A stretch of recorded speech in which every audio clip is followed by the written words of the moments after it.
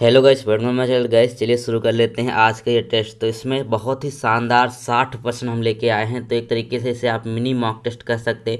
तो 60 टेस्ट दीजिएगा 60 प्रश्नों का यहाँ पर, और बताइएगा कि आपने इसमें से कितना सही किया हुआ है। तो चलिए शुरू कर लेते हैं दोस्तों। बहुत ही शानदार ये प्रश्न है, हर परीक्षाओं में पूछे जाने वाले लगभग आपके लिए लेकर आया हूँ, जो आपके चांसेस बनते हैं कि आपके एग्जाम में ज़्यादा से ज़्यादा इसमें से फंसेगा। तो देखिएगा, सबसे पहला प्रश्न कहता है कि प्रथम विश्व युद्ध कब समाप्त हुआ था। बेसिकली जो प्रथम विश्व युद्ध है ये शुरू कब हुआ था, 1914 में शुरू हुआ था। और जो समाप्त हुआ था वो एग्जैक्ट डेट कभी कभी पूछता है तो वो हो जाएगा 14 नवंबर 1918। कब हुआ था? 14 नवंबर 1918 में इसकी समाप्ति करी गई थी। क्वेश्चन नंबर अगला देखेंगे। तो इसमें कहा गया कि काला पानी क्या है। बेसिकली जो काला पानी की सज़ा पहले दी जाती थी वही प्रश्न यहाँ पे पूछा है। तो काला पानी है क्या? तो याद रखेंगे ये एक सेलुलर जेल है। और ये कहाँ पर है? ये है आपके अंडमान निकोबार में। ठीक है, कहाँ पे? अंडमान निकोबार में। आपने सुना होगा कि काले पानी की सज़ा दी जाती थी। इसका मतलब क्या था? उनको अंडमान निकोबार में जो सेलुलर जेल है उसमें भेज दिया जाता था। जो भी स्वतंत्रता सेनानियों को काले पानी की सज़ा दी जाती थी अंग्रेजों के ज़माने में। क्वेश्चन नंबर अगला देखिए, इसका आंसर सब लोग दीजिएगा, बहुत ही आसान है। तो कहा गया कि आर्य समाज के संस्थापक कौन है। ठीक है, जो आर्य समाज है उसका संस्थापक कौन है? तो इसका राइट आंसर सभी को पता है कि दयानंद सरस्वती। ठीक है, स्वामी दयानंद सरस्वती जो है वो आर्य समाज के संस्थापक के रूप में जाने जाते हैं। तो आपका राइट आंसर होगा ऑप्शन नंबर सी वाला। क्वेश्चन नंबर अगला देखिए, इसमें कहते हैं कि निम्नलिखित में से कौन संरक्षित क्षेत्र नहीं है। अब जो संरक्षित क्षेत्र है इसमें से वो कौन सा नहीं है? तो ये देखिएगा, तो याद रखेंगे 4 का राइट आंसर बेसिकली होगा वो वर्षा वन हो जाएगा। बेसिकली जो वर्षा वन होते हैं वो संरक्षित नहीं है फिलहाल, वो उनकी एक प्रॉपर्टी है कि वर्षा वन है, यानी कि जहाँ वर्षा ज़्यादा होती है वहाँ पे वन उपयुक्त होते हैं, पैदा होते हैं। लेकिन जो अभ्यारण्य होते हैं, नेशनल पार्क हैं, जीव आरक्षित क्षेत्र हैं, ये सब क्या है? ये सरकार की निगरानी में इनको संरक्षित किया गया है ताकि जो जितने भी जीव जंतु हैं उनकी रक्षा करी जा सके, और वहाँ पे शिकार वगैरह प्रतिबंधित कर दिया जाता है। दोस्तों, अगर आप कंपटीशन एग्जाम की तैयारी करते हैं तो आपके लिए सबसे ज़रूरत है मॉक टेस्ट से क्या होता है, आपको ऑल ओवर इंडिया रैंक पता चलती है आपकी, और इसके साथ साथ आपका टाइम मैनेजमेंट भी होता है। तो आप टेक्स्ट बुक का पास ले सकते हैं जिसमें आप देखेंगे कि 32,000 से ज़्यादा मॉक टेस्ट मिल जाएंगे, और सारे एग्जाम्स के लिए। ठीक है, आपका एसएससी, रेलवे, बैंकिंग, यूपीएससी हर एग्जाम के लिए आपको यहाँ पे मॉक टेस्ट मिलने वाले हैं। दोस्तों, टेक्स्ट बुक का बम्पर सेल वापस आ चुका है, और बता दूं कि 28 तारीख से 31 तारीख के बीच में ये ऑफर रहने वाला है। 1 फरवरी से प्राइस इसके फिर से इंक्रीज हो जाएंगे, तो उससे पहले आप इसको ले लीजिएगा। तो अभी अगर आप पास लेते हैं तो ये आपको 340 में पड़ने वाला है, क्योंकि आप हमारा कूपन यूज करेंगे विकास, इसमें आपको ऑफ मिल जाएगा। और सबसे ज़रूरी बात यह है कि इसमें जो है आपको 18 महीने का अभी मिल रहा है। अभी अगर लेंगे तो 18 महीने की मिलेगा। और इम्पॉर्टेंट चीज़ ये है कि 28 तारीख से 31 तारीख के बीच में अगर आप इस पास को लेते हैं तो आप जीत सकते हैं एक निसान मैग्नेट कार। ठीक है, ये इसके लिए आप जो है लकी ड्रॉ विजेता हो सकते हैं। देखिएगा, पिछली बार जो ऑफर आया हुआ था उसमें इन्होंने जीता था, अजय सिंह मीना जो राजस्थान के हैं। तो ये ऑफर आप भी जीत सकते हैं। तो अभी जो है डिस्क्रिप्शन में लिंक है, वहां से जाकर के इस कूपन को यूज करके आप पास खरीद सकते हैं। क्वेश्चन नंबर अगला देखेंगे। अगले में कहा गया कि जल के निश्चित द्रव्यमान का अधिकतम घनत्व किस टेम्परेचर पे होता है। ठीक है, तो जल का जो निश्चित द्रव्यमान का अधिकतम घनत्व, जो एक जल है, जो वाटर है, उसका जो मैक्सिमम डेंसिटी होती है वो कितने डिग्री सेल्सियस पे होती है। तो वाटर की सभी को पता है कि 4 डिग्री सेल्सियस पर यहाँ पे सबसे ज़्यादा उसकी डेंसिटी होती है। कितने पे होती है? 4 डिग्री सेल्सियस पर उसकी सबसे ज़्यादा यहाँ पर डेंसिटी होती है। क्वेश्चन नंबर अगला देखिएगा। अगले प्रश्न में कहा गया कि विद्रोह रोकने के लिए ब्रिटिश सरकार ने बहादुर शाह जफर को निम्न में से कहाँ भेज दिया था। तो याद रखेंगे, बहुत ही बढ़िया प्रश्न है, पूछा जाता है एग्जाम में। तो क्या हो जाएगी? ये बर्मा, जिसको अब हम म्यांमार के नाम से जानते हैं। तो वहाँ की रंगून जेल में इनको भेज दिया गया था। ठीक है, तो याद रखेंगे बर्मा, जिसको म्यांमार के नाम से जानता है, ये बहादुर शाह जफर जो मुगल के अंतिम शासक के रूप में जाने जाते हैं, जो 1857 का विद्रोह हुआ तब इनको वहाँ भेज दिया गया था। क्वेश्चन नंबर अगले देख लेते हैं। दोस्तों, बता दो प्रश्नों का लेवल जो है बहुत ही शानदार है, आप निश्चिंत होकर पढ़िएगा, आपके एग्जाम में जरूर फंसेंगे। तो देखिए, कहते हैं कि निम्नलिखित में से कौन सा नगर सिंधु सभ्यता का प्राचीन बंदरगाह है। अब जो सिंधु घाटी सभ्यता है, जिसको कांस्य युगीन सभ्यता के भी नाम से जानते हैं, तो क्या होगा यहाँ पर उसका राइट आंसर 7 का वो हो जाएगा यहाँ पे लोथल। लोथल बंदरगाह जो है वो कहाँ पड़ता है, गुजरात में पड़ता है। और ये लोथल बंदरगाह ये सिंधु घाटी सभ्यता का हुआ करता था। क्वेश्चन नंबर देखेंगे, सबसे प्राचीन बंदरगाह बेसिकली यहाँ पर माना जाता है। क्वेश्चन नंबर अगला देखिए, साइंस का बेहद बेहतरीन क्वेश्चन है। तो इसमें कहते हैं कि तत्वों की द्रव्यमान संख्याएं हमेशा पूर्ण संख्याएं होती हैं, लेकिन परमाणु सहतियां नहीं होती हैं, अस्तित्व के कारण होता है। ठीक है, जो तत्वों के द्रव्यमान हमेशा पूर्ण संख्या होते हैं तो लेकिन परमाणु सहतियां नहीं होती हैं, इस अस्तित्व का जो कारण है वो क्या होता है, वो होते हैं इसके समस्थानिक, यानी कि जो इसको आइसोटोप्स होते हैं उनकी वजह से ऐसा होता है। आइसोटोप्स की वजह से, जैसे हाइड्रोजन के आइसोटोप्स होते हैं 3, इसी तरीके से कई सारे आइसोटोप्स होते हैं। सबसे ज़्यादा किसके होते हैं, पोलोनियम के होते हैं। याद रखेंगे, पोलोनियम जो है उसके सबसे ज़्यादा आइसोटोप्स पृथ्वी पर मौजूद हैं। क्वेश्चन नंबर अगला है, कहा गया कि भारत की औद्योगिक विकासी जो आपकी आईडीबीआई है ना, उसकी स्थापना कब हुई थी। जो आईडीबीआई है, जो आपकी औद्योगिक विकास बैंक है, उसकी स्थापना कब हुई थी। तो 9 का राइट आंसर हो जाएगा 1964 में। ठीक है, कब हुई थी, 1964 में इसकी स्थापना हुई थी। तो याद रखेंगे 1964 आपका राइट आंसर हो जाएगा। क्वेश्चन नंबर अगला देखेंगे, अगले में कहा गया कि उत्तर प्रदेश वित्त निगम की स्थापना कब हुई थी। ठीक है, उत्तर प्रदेश वित्त निगम की स्थापना कब हुई। तो याद रखेंगे इसका राइट आंसर जो हो जाएगा 10 का वो होगा यहाँ पर 3, यानी कि 1954 में उत्तर प्रदेश वित्तीय निगम की स्थापना हुई थी। 1954 में उत्तर प्रदेश वित्तीय निगम की स्थापना हुई थी। क्वेश्चन नंबर अगला देखें, तो इसमें कहा गया कि निम्नलिखित में से कौन सा देश चांदी का सबसे बड़ा उत्पादक है। चांदी मतलब सिल्वर का सबसे बड़ा उत्पादक है। तो सिल्वर जो सबसे ज़्यादा उत्पादित करता है किसके द्वारा किया जाता है, तो वो हो जाएगा मैक्सिको। मैक्सिको जो है वह सबसे ज़्यादा सिल्वर का उत्पादन करता है। याद रखेंगे कहाँ पड़ता है, ये उत्तरी अमेरिका महाद्वीप में पड़ता है। क्वेश्चन नंबर अगला देखेंगे, तो इसमें कहा गया कि सासनगिर राष्ट्रीय उद्यान किस राज्य में है। बेसिकली यहाँ पे जो सासनगिर राष्ट्रीय उद्यान है तो गिर है, तो याद रखेंगे गिर कहाँ पर है, तो 12 का राइट आंसर होगा। बेसिकली यहाँ पे ऑप्शन अगले पेज पे है। ठीक है, तो क्या हो जाएगा, गिर कहाँ पे है, ये आपका गुजरात में स्थित है। कहाँ पे है गिर, गुजरात में स्थित है। तो आपका राइट आंसर क्या हो जाएगा, गुजरात हो जाएगा कि नहीं। क्वेश्चन नंबर अगला देखेंगे, भाई साहब वीडियो अगर पसंद आ रही है तो इसको लाइक कर दीजिएगा, क्योंकि बहुत ही अच्छे प्रश्नों के यहाँ पे मेहनत करके वीडियो आपके लिए बनाई जाती है। तो एक व्यक्ति डैश के माध्यम से नागरिकता नहीं खो सकता। अब जो नागरिकता का प्रावधान है इसमें कई सारी ऐसी चीज़ें मेंशन हैं जिसके तहत व्यक्ति अपनी नागरिकता खो सकता है। तो वही एक चीज़ बताना है जिसकी वजह से नागरिकता नहीं खोई जा सकती। तो देखेंगे, एक तो होता है आपका विदेशी अंगीकृत, इसके तहत नागरिकता खो सकता है। त्यजन के साथ, यानी कि जो अपनी नागरिकता त्याग दे। फिर कहते हैं किसी अन्य नागरिकता के अधिग्रहण, यानी किसी अगर अपने भारत का व्यक्ति है किसी अन्य देश में जाकर नागरिकता ग्रहण कर लेता है तो क्या हो जाएगा, वो अपने देश की नागरिकता खो देगा।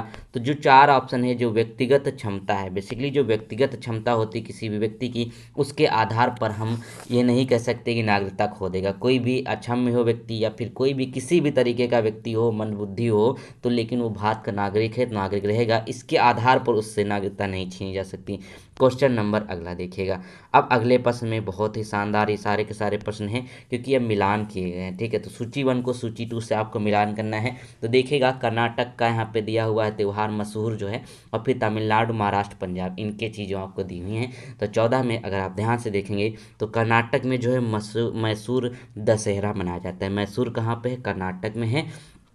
फिर कहते हैं तमिलनाडु में क्या मनाया जाता है, तमिलनाडु में पोंगल त्यौहार मनाया जाता है। और महाराष्ट्र में क्या होता है ये जानते हैं कि गणेश चतुर्थी बहुत ही अच्छे तरीके से वहाँ मनाई जाती है। फिर पंजाब हो जाएगा, पंजाब में लोहड़ी का त्यौहार होता है, सभी को यहाँ पर पता होगा। तो इसका राइट आंसर क्या हो जाएगा आपका 1 वाला, यानी कि ऑप्शन नंबर ए बिल्कुल सही है। क्वेश्चन नंबर अगला देखिए, वीडियो पसंद आए तो लाइक करते चलिएगा। और यहाँ पर बता दूँ कि आप लोग जरूर बताइएगा कि आपका स्कोर कितना हुआ। एक बार ये भी बता दीजिएगा प्रश्नों का लेवल कैसा है, फिर उसी हिसाब से यहाँ पर बताएंगे। तो देखिएगा 15 में कहा गया कि प्रश्न 15, निम्नलिखित तत्वों में से किसका सबसे कम गलनांक होता है। जो बेसिकली मेल्टिंग पॉइंट है वो सबसे जो कम है वो किस चीज़ का होगा। तो 15 का राइट आंसर होगा यहाँ पर क्रिप्टन। ठीक है, जो क्रिप्टन है उसका सबसे ज़्यादा यहाँ पे बेसिकली सबसे कम मेल्टिंग पॉइंट होता है। क्वेश्चन नंबर अगला है कि निम्न में वास्तव में पृथ्वी का आकार कैसा है। अब देखिए बहुत सारे यहाँ पे वैज्ञानिक जो कहते हैं पृथ्वी का आकार जो है गोल है, कोई कहते हैं कि चपटा है, कोई कहता है अंडे आकार का है। तो बेसिकली यहाँ पर जो पृथ्वी का आकार माना गया वैज्ञानिकों के द्वारा वो माना गया लच्छव गोलाभ। ठीक है, बेसिकली अंडाकार की आकृति जो होती है उसको लच्छव गोलाभ के नाम से जानते हैं। तो 16 का राइट आंसर हो गया आपका बी। प्रश्न संख्या देखिए 17, तो कहता है कि इनमें से कौन सा लक्षण दो व्यक्तियों में समान नहीं हो सकता। ठीक है, इनमें से बोला गया है कौन सा लक्षण जो है वो दो व्यक्तियों में कभी समान नहीं हो सकता। तो देखेंगे देखिए क्या होता है, ये जो आपका उंगली छाप, बेसिकली यहाँ पे बात कर रहे हैं फिंगरप्रिंट की। ठीक है, तो फिंगरप्रिंट कभी भी किसी व्यक्ति का मेल नहीं होता है। ठीक है, याद रखेंगे फिंगरप्रिंट सबका अलग अलग होता है। जितने भी करोड़ों एक व्यक्ति हैं उनका सबका फिंगरप्रिंट अलग होता है। चमड़ी का रंग यानी कि स्किन कलर सबका हो सकता है, आँख का रंग भी हो सकता है, लेकिन जो फिंगरप्रिंट होता है वो यूनिक जो है आइडेंटिफिकेशन है वो किसी और का नहीं हो सकता है। प्रश्न संख्या यहाँ पे देखें 18, तो कहते हैं कि ट्रैफिक सिग्नल में लाल प्रकाश का उपयोग क्यों किया जाता है। जो ट्रैफिक सिग्नल है इसमें लाल प्रकाश का उपयोग इसलिए किया जाता है क्योंकि लाल जो है वो बहुत ही कम डेविएट होता है। तो याद रखेंगे जो न्यूनतम विक्षेपण होता है उसके कारण लाल रंग का प्रयोग किया जाता है। क्यों? क्योंकि यह बहुत दूर से दिखाई देता है। अब वो डेविएट नहीं होता है, वो विक्षेपित नहीं होगा, तो हम इसको दूर से देख सकते हैं, इसीलिए इसका प्रयोग किया जाता है। क्वेश्चन नंबर अगला देखेंगे, कहते हैं कि सबसे अधिक शक्तिशाली कंप्यूटर कौन सा है। सबसे ज़्यादा शक्तिशाली कंप्यूटर कौन सा होगा, तो वो याद रखेंगे आपका कौन सा हो जाएगा। क्वेश्चन नंबर 19 का राइट आंसर जल्दी से बताइए, वो होगा यहाँ पर 3, यानी कि जो सुपर कंप्यूटर है ये क्या होगा, सबसे ज़्यादा शक्तिशाली कंप्यूटर होता है। तो ऑप्शन नंबर सी इसका सही हो जाएगा। क्वेश्चन नंबर अगला देखें, कहते हैं कि भारत में जो प्रथम परमाणु स्टेशन कहाँ स्थापित किया गया था। तो भारत में जो प्रथम परमाणु ऊर्जा स्टेशन है वो कहाँ स्थापित किया गया है, तो 20 का राइट आंसर जो होगा वो हो जाएगा तारापुर। कहाँ पे? तारापुर में सबसे पहला जो है प्रथम परमाणु ऊर्जा स्टेशन जो है स्थापित किया गया। क्वेश्चन नंबर अगला देखिए, तो कहते हैं कि 1905 में जापान ने निम्न में से किस देश को परास्त किया था। तो 1905 की बात कर ली, ये वही 1905 है जब बंगाल का विभाजन हुआ था अपने भारत में लॉर्ड कर्जन के द्वारा। ठीक है, तो उसी में यहाँ पे चलते हैं। तो देखिए बंगाल जो आपका 1905 था उसमें जापान ने किसको हराया था, वो यहाँ पर इसका राइट आंसर हो जाएगा आपका रूस। ठीक है, जापान ने रूस को पराजित कर दिया था। अब रसिया जो है बहुत बड़ी ताकत है अपने पूरे विश्व में बात करें तो। क्वेश्चन नंबर 22 कहता है कि योगी आदित्यनाथ उत्तर प्रदेश के मुख्यमंत्री के रूप में कौन सा क्रम है। ठीक है, योगी आदित्यनाथ किस क्रम के मुख्यमंत्री हैं इस समय, तो याद रखेंगे 22 का राइट आंसर हो जाएगा यहाँ पे 21वें। ठीक है, 21वें नंबर के वे मुख्यमंत्री हैं। ऑप्शन नंबर 2 यहाँ पे सही होगा। क्वेश्चन नंबर अगला देखें, तो यहाँ पे 2016 की बात कर रहे हैं तो बहुत ही पुराना डाल दिया है, तो चलिए इसको हम छोड़ देते हैं। क्वेश्चन नंबर अगला देखिए, तो कहते हैं क्वेश्चन नंबर 24 में कि जॉर्ज यूले ने किस वर्ष कांग्रेस के अधिवेशन की अध्यक्षता करी थी। क्वेश्चन यहाँ से पूछता है कि कौन से विदेशी थे जिन्होंने कांग्रेस की अधिवेशन की अध्यक्षता करी थी, तो वो थे जॉर्ज यूले। अब यहाँ पे पूछ लिया कि किस वर्ष की थी, ये भी तो जरूरी है भैया जानने के लिए। तो 24 का राइट आंसर क्या हो जाएगा, वो आपका हो जाएगा यहाँ पर 2 वाला। ठीक है, क्या हो जाएगा यहाँ पर आपका 24 का राइट आंसर 2 हो जाएगा। बेसिकली 1828 में इन्होंने क्या किया था कि कांग्रेस अधिवेशन की अध्यक्षता करी थी। क्वेश्चन नंबर अगला देखें, तो कहते हैं कि यहाँ पर कैल्शियम सल्फेट को क्या कहा जाता है। जो कैल्शियम सल्फेट है इसको हम किस नाम से जानते हैं, तो 25 का राइट आंसर क्या है, वो हो जाएगा यहाँ पर 3। ठीक है, क्या हो जाएगा यहाँ पर 3 हो जाएगा, वो क्यों, क्योंकि ये सेंधा नमक के नाम से जानते हैं हम कैल्शियम सल्फेट को। क्वेश्चन नंबर अगला देखेंगे, तो कहते हैं कि पेट या शरीर के बाकी आंतरिक भागों का परीक्षण करने के लिए उपयोग होने वाला जो एंडोस्कोपी है यह किस तथ्य पर आधारित होता है। जो बेसिकली ये जो एंडोस्कोपी है ना, या किसके आधार पर जो है वो किया जाता है, साइंस का टर्म है। तो 26 का राइट आंसर क्या होगा, वो हो जाएगा यहाँ पर टोटल इंटरनल रिफ्लेक्शन, यानी कि संपूर्ण आंतरिक परिवर्तन। इस पे क्या आधारित होता है आपका एंडोस्कोपी, इसी वजह से यहाँ पे शरीर के आंतरिक भागों का परीक्षण किया जाता है। क्वेश्चन नंबर 27 देखिए, तो इसमें कहा गया कि आत्मीय सभा के संस्थापक कौन है। ठीक है, ये भी प्रश्न बहुत पूछा जाता है। तो आत्मीय सभा के जो संस्थापक हैं वो कौन हो जाएंगे, तो इसका राइट आंसर होगा आपका 4। ठीक है, राजा राम मोहन राय इसके राइट आंसर होंगे। तो राजा राम मोहन राय जो है वो आत्मीय सभा के संस्थापक माने जाते हैं। क्वेश्चन नंबर अगला देखिए, इसमें कहा गया कि भारत में किस राज्य में सर्वाधिक सीमेंट का उत्पादन किया जाता है। अब सबसे ज़्यादा सीमेंट का उत्पादन किस राज्य में किया जाता है, तो वो हो जाएगा यहाँ आपका आंध्र प्रदेश। ठीक है, आंध्र प्रदेश में सबसे ज़्यादा हम सीमेंट का उत्पादन करते हैं। कहाँ पे करते हैं, आंध्र प्रदेश में सीमेंट का उत्पादन। क्वेश्चन नंबर अगला देखिए, तो इसमें कहा गया कि यहाँ पर कि नाभिकीय विखंडन अभिक्रिया का सूत्रपात किसने दिया था। जो नाभिकीय अभिक्रिया है, ठीक है, वो देखेगा ये जो परमाणु एटम जो यहाँ पे बनते हैं, ठीक है, उन पे नाभिकीय विखंडन होता है, तो वो बेसिकली किस वजह से होता है, यानी कि कौन सी रिएक्शन का इसका सूत्रपात किसने दिया था, तो हो जाएंगे ओटो होन। ठीक, किसने दिया था, ओटो होन ने इसको दिया था। क्वेश्चन नंबर अगला देखेंगे, अगला प्रश्न देखिए, तो कहते हैं यहाँ पर कि चोलुमू झील किस प्रांत में है। तो चोलुमू झील किस राज्य में है, बेसिकली ये पूछा गया है। तो 30 का राइट आंसर आपका हो जाएगा सिक्किम। कहाँ पे है चोलुमू झील? चोलुमू झील जो है वो आपकी सिक्किम में स्थित है। तो ये इसका राइट आंसर हो जाएगा। क्वेश्चन नंबर अगला देखें, कहते हैं कि बांग्ला निम्न में से किस राज्य की राजभाषा नहीं है। अब जो बांग्ला भाषा है ना, बंगाली भाषा है, बेसिकली ये क्या है, ये अपने भारत की जो है दूसरी सबसे ज़्यादा बोली जाने वाली भाषा है बांग्ला, ठीक है। तो याद रखेंगे 31 का जो राइट आंसर होगा वो होगा यहाँ पर उड़ीसा। उड़ीसा की भाषा नहीं है, बाकी पश्चिम बंगाल, त्रिपुरा और आसाम और इसके साथ साथ अगर बात करें बांग्लादेश में भी बहुत ज़्यादा बांग्ला ही बोली जाती है, इसीलिए उसका नाम ही ऐसा पड़ा हुआ है। तो उड़ीसा को छोड़कर हर जगह की यहाँ पे ये राज्य की राजभाषा नहीं। क्वेश्चन नंबर अगला देखेंगे, तो कहते हैं कि 26 जनवरी 1950 के अस्तित्व में आने के बाद, ठीक है, किस अधिनियम दिया गया था, ठीक है। 26 जनवरी 1950 को भारतीय संविधान के अस्तित्व में आने के बाद किस अधिनियम को दिया गया था। तो याद रखेंगे ये अधिनियम जो दिया गया था वो था यहाँ पर भारतीय स्वतंत्रता अधिनियम 1947। कौन सा था? भारतीय स्वतंत्रता अधिनियम 1947। चलिए क्वेश्चन नंबर अगला देखेंगे, तो इसमें कहते हैं कि इनमें से कौन सा युग्म जो है असत्य है। बेसिकली यहाँ पे कौन सा गलत है ये पूछा गया है। तो देखिए कुछ चीज़ें हैं यहाँ पर जो आपके लिए जाननी जरूरी है, जैसे कि आपका प्रश्न संख्या 33 कहता है कि मेडागास्कर कहाँ पर है, ठीक है जो, और ब्रिटेन कहाँ पे है, उत्तरी अटलांटिक महासागर। क्यूबा कहाँ है, कैरेबियन सागर। आयरलैंड कहाँ पे, उत्तरी अटलांटिक महासागर में। तो तीनों सुमेलित हैं, आपका पहला जो है वो गलत है। मेडागास्कर कहाँ है, वो आर्कटिक महासागर में नहीं है। क्वेश्चन नंबर अगला देखें, तो कहते हैं कि ठोस कार्बन डाइऑक्साइड को क्या कहते हैं। बेसिकली जो ठोस कार्बन डाइऑक्साइड है, जो CO2 है, तो इसको क्या कहा जाता है? इसको ड्राई आइस कहा जाता है इंग्लिश में। तो क्या हो जाएगा? शुष्क बर्फ इसका राइट आंसर हो जाएगा। शुद्ध हिंदी में शुष्क बर्फ जो है वो क्या होती है? CO2 होती है आपकी ठोस कार्बन डाइऑक्साइड। क्वेश्चन नंबर अगला देखें, अगर 35 की बात कर लेंगे, तो कहा गया कि भारत के लिए डोमिनियन स्टेट की मांग कब बढ़ गई थी। जो डोमिनियन स्टेट है इसकी मांग कब बढ़ गई थी, तो याद रखेंगे इसका राइट आंसर क्या हो जाएगा। तो चलिए इसका ऑप्शन लास्ट देख लेते हैं। तो इसका राइट आंसर होगा यहाँ पे लखनऊ पैक्ट 1916, ठीक है। जो लखनऊ का पैक्ट हुआ था 1916 में, उसमें क्या हुआ था, इसकी मांग और बढ़ गई थी। क्वेश्चन नंबर अगला देखिए, तो कहते हैं कि कैलाश सत्यार्थी को 2014 का नोबेल पुरस्कार दिया गया था, तो किस क्षेत्र में दिया गया था। तो ये इंपॉर्टेंट है क्योंकि नोबेल पुरस्कार हमेशा इंपॉर्टेंट रहते हैं, कभी कभार तो मिलते हैं भारतीयों को। तो इसका राइट आंसर क्या हो जाएगा यहाँ पर वो देखेंगे। तो कैलाश सत्यार्थी को शांति के लिए नोबेल पुरस्कार मिला था, किसके साथ इन्होंने साझा किया था? मलाला यूसुफजई के साथ, ठीक है। मलाला यूसुफजई के साथ इन्होंने इस पुरस्कार को जो है वो क्या किया था? साझा किया था।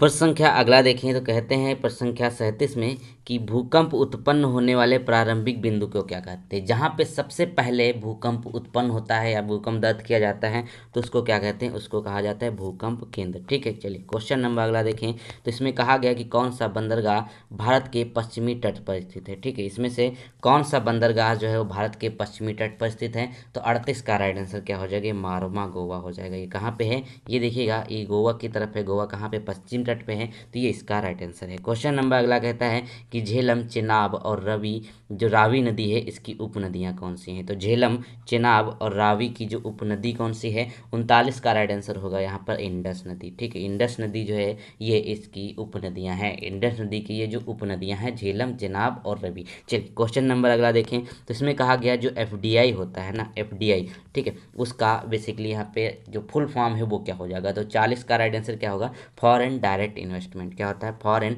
डायरेक्ट इन्वेस्टमेंट जो है या फिर विदेशी प्रत्यक्ष निवेश कहा जाता है किस चीज़ को, ये आप इसको ध्यान में रखिएगा। ये इसका राइट आंसर हो जाएगा। क्वेश्चन नंबर अगला देखें, तो कहते हैं कि दीपा कर्माकर का खेल किससे संबंधित है। तो देखिए दीपा कर्माकर जो है किससे संबंधित है, तो बहुत ही आसान ये प्रश्न है। तो याद रखेंगे ये कहाँ से हो जाएंगी, ये हो जाएंगी जिम्नास्ट से संबंधित। किससे संबंधित है दीपा कर्माकर? ये आपका जिम्नास्टिक से संबंधित है, जिम्नास्ट है। क्वेश्चन नंबर अगला देखिए, तो वीडियो पसंद आ रहा है तो लाइक जरूर करें दोस्तों। तो कहते हैं कि रामकृष्ण मठ के संस्थापक कौन थे। तो बेसिकली जो रामकृष्ण मिशन या फिर मठ के संस्थापक कौन थे, तो याद रखेंगे ये हो जाएंगे विवेकानंद, ठीक है। स्वामी विवेकानंद जो थे उन्होंने रामकृष्ण मिशन की स्थापना करी थी, या फिर इनके रामकृष्ण मठ के संस्थापक के रूप में जाने जाते हैं। क्वेश्चन नंबर अगला देखिए, इसमें कहा गया कि सिंधु घाटी सभ्यता का सबसे महत्वपूर्ण लक्षण क्या है। जो सिंधु घाटी सभ्यता है इसका जो सबसे महत्वपूर्ण लक्षण है वो कौन सा हो जाएगा, तो प्रश्न संख्या 43 में देखिए तो क्या हो जाएगा, यहाँ पर जो इमारतें बनी है बेसिकली पक्की ईंटों से बनी है। इतने साल पहले वहाँ पर पक्की ईंटों की इमारतें बनी हुई हैं, याद रखेंगे। क्वेश्चन नंबर अगला देखिए तो कहते हैं कि बुद्ध के उपदेश का संबंध मुख्य रूप से डैश से था। तो बुद्ध के जो उपदेश हैं इसका जो संबंध है वह किससे है, तो याद रखेंगे इसका राइट आंसर हो जाएगा विचार और आचार की शुद्धता से। ठीक है, उनके द्वारा कहा गया कि यहाँ पर जो विचार हैं आपके लिए, जो आचार की शुद्धता है वो बेसिकली इंपॉर्टेंट है। इसीलिए उन्होंने बताया था कि जो मध्यम मार्ग है ना, अष्टांग मार्ग का यहाँ पे सभी लोगों को निर्धारण करना चाहिए। क्वेश्चन नंबर 45 कहता है कि नदी के तट पर पौधे क्यों उगाए जाते हैं। बेसिकली जो नदी का तट होता है वहाँ पर पौधे उगना बहुत ही लाभदायक होते हैं पर्यावरण दृष्टि से। ठीक है, तो 45 का राइट आंसर क्या होगा, वो होता है सिल्टिंग और मृदा अपरदन को रोकने के लिए। बेसिकली यहाँ पे देखिए जो नदी किनारे अगर पेड़ पौधे होंगे तो क्या होगा, जो मिट्टी का कटाव नहीं होता है और यहाँ पे मृदा अपरदन की जो घटना है वो सबसे कम होती है। क्वेश्चन नंबर अगला है कि विजयनगर साम्राज्य के अवशेष डैश में पाए गए हैं। विजयनगर साम्राज्य की स्थापना किसने करी थी, हरिहर और बुक्का के द्वारा इसकी स्थापना करी गई थी। ये भी प्रश्न पूछा जाता है, याद रखेंगे। तो इसके जो अवशेष हैं, ठीक है, विजयनगर के अवशेष से कहाँ पाए जाते हैं, हम्पी में। कहाँ पाए जाते हैं, हम्पी। कहाँ पे है ये, कर्नाटक में, याद रखेंगे हम्पी कर्नाटक में स्थित है। तो चलिए क्वेश्चन नंबर अगला देखिए तो कहते हैं कि अकबर के दरबार में सुप्रसिद्ध कवि कौन था। जो अकबर का दरबार था ना वहाँ पर जो इसके सुप्रसिद्ध कवि थे उनको किस नाम से जाना जाता था, तो याद रखेंगे ये आपका राइट आंसर हो जाएगा रहीम। ठीक है, रहीम जो थे ये क्या थे, बहुत ही प्रसिद्ध कवि हुआ करते थे उनके दरबार में। क्वेश्चन नंबर तो अगला प्रश्न देखिए तो इसमें कहा गया 48 में कि राजा राम मोहन राय डैश से संबंधित नहीं थे। जो राजा राम मोहन राय हैं वो किस चीज़ से संबंधित नहीं है ये पूछा गया है। तो देखिएगा एक तो इन्होंने क्या किया था, सती प्रथा, जो सती प्रथा बैन करवाई थी इसमें इनका महत्वपूर्ण रोल था। फिर विधवा पुनर्विवाह में इन्होंने बहुत अच्छा कार्य किया था। अंग्रेजी प्रोत्साहन में भी इन्होंने किया, लेकिन जो संस्कृत शिक्षा से रिलेटेड है वो ये संबंधित नहीं है। क्वेश्चन नंबर अगला देखिए तो कहते हैं कि भारत की स्वतंत्रता के समय भारतीय राष्ट्रीय कांग्रेस के अध्यक्ष कौन थे। ठीक है, जब भारत आज़ाद हुआ था 1947 में तो उस समय जो इसके अध्यक्ष थे वो कौन थे, तो 49 का राइट आंसर जो होगा वो यहाँ पर देखेगा वो होगा यहाँ पर जेबी कृपलानी। कौन थे उस समय, जेबी कृपलानी उस समय क्या हुआ थे, वो राष्ट्रीय कांग्रेस के अध्यक्ष हुआ करते थे। क्वेश्चन नंबर अगला कहता है कि खासी जनजाति देश में रहती है। जो खासी है ना वो किस देश में रहती है, तो गारो खासी जयंती आपने सुना होगा। तो वही पहाड़ियाँ हैं जहाँ पे मासी नाम पाया जाता है, जहाँ विश्व की सबसे ज़्यादा बारिश होती है। तो 3 पहाड़ियाँ हैं, तो बोला कि खासी जनजाति जो है बेसिकली वो किस जगह पे निवास करती है, तो ये हो जाएगा कहाँ पे पाई जाती हैं पहाड़ियाँ, मेघालय में। ठीक है, मेघालय में खासी जनजाति होती है। क्वेश्चन नंबर अगला है कि वल्लभ भाई पटेल को सरदार की उपाधि किसने दी थी। ठीक है, तो वल्लभ भाई पटेल को जो सरदार की उपाधि दी गई थी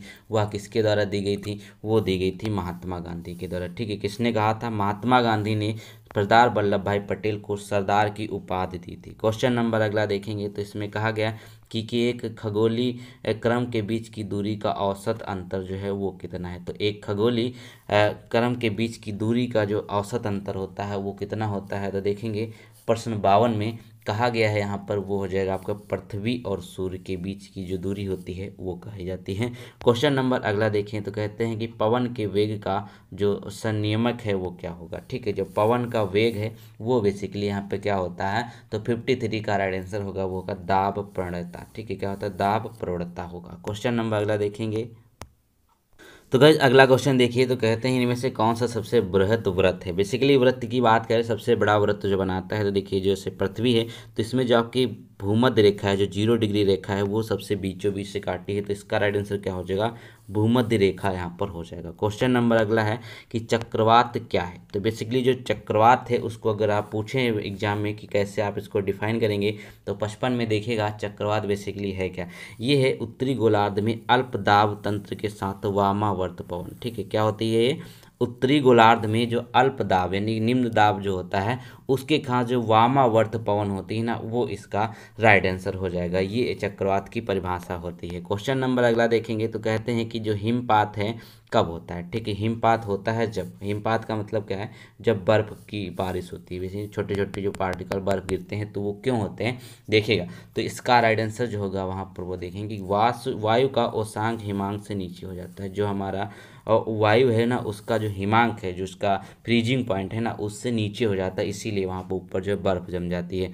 क्वेश्चन नंबर अगला देखेंगे तो कहते हैं कि स्लिंग साइक्रोमीटर से क्या मापा जाता है। बेसिकली यहाँ पे जो स्लिंग साइक्रोमीटर है इससे मापा क्या जाता है, तो इसका राइट आंसर क्या हो जाएगा, ये हो जाएगा यहाँ पर आपका आर्द्रता होती है, तो इसको यहाँ पे हाइग्रोमीटर से भी मापा जाता है, याद रखेंगे। क्वेश्चन नंबर अगला देखेंगे।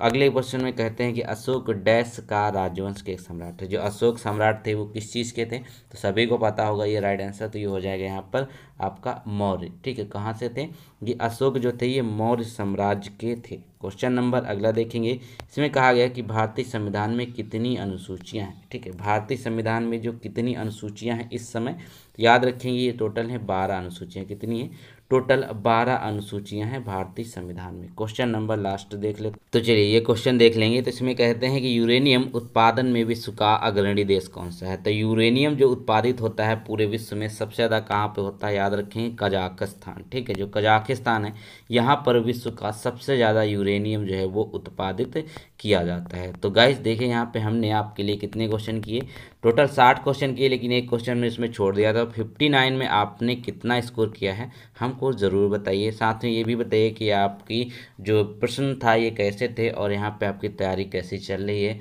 उम्मीद है आप लोग सभी लोग अच्छे से पढ़ रहे होंगे, तो एग्ज़ाम आपका हो जाएगा बहुत जल्दी। ये मत सोचिएगा एग्ज़ाम नहीं होगा। तो मिलते हैं नए वीडियो में, तब तक के लिए थैंक यू सो मच।